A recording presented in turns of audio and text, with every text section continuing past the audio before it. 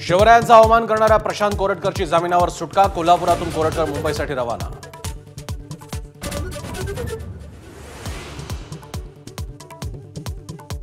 दीनानाथ रुग्णालयाप्रकरणी पुणे वनवाच्या माता मृत्यू अन्वेषण समितीचा अहवाल सादर, तर तिसरा अहवाल लवकरच सचिवांकडे सादर होणार, सूत्रांची माहिती.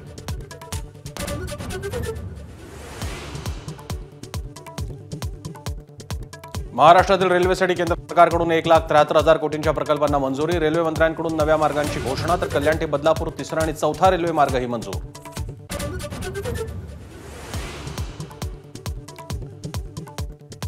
शासकीय कर्मचाऱ्यांप्रमाणे एसटी कर्मचाऱ्यांचे पगार करा. महामंडळाचे अध्यक्ष सरनाईकांची मागणी. 928 कोटी मागितल्यावर अर्थ खात्याने 272 कोटीच दिल्याची टीका.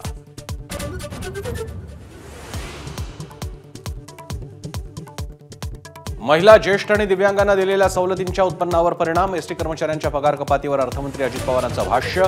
कर्मचाऱ्यांवर आंदोलनाची वेळ येऊ देऊ नका, सुळेंचं आवाहन.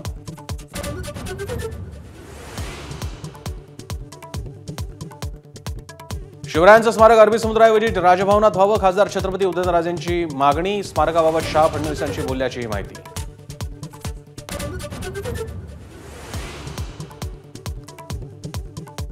नारायण राणेंना अटक केलेला क्षण आजही मोबाईलमध्ये सेव्ह. ज्या दिवशी परतफेड करेन त्याच दिवशी व्हिडिओ डिलीट करणार, मंत्री नितेश राणेंचा इशारा.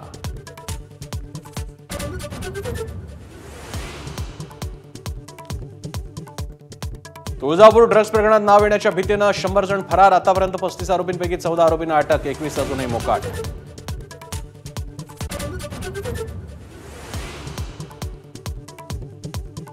सोनं पुन्हा महागलं. सोन्याचे दर 96,000च्या घरात. गेल्या 24 तासात 2,000 रुपयांची वाढ.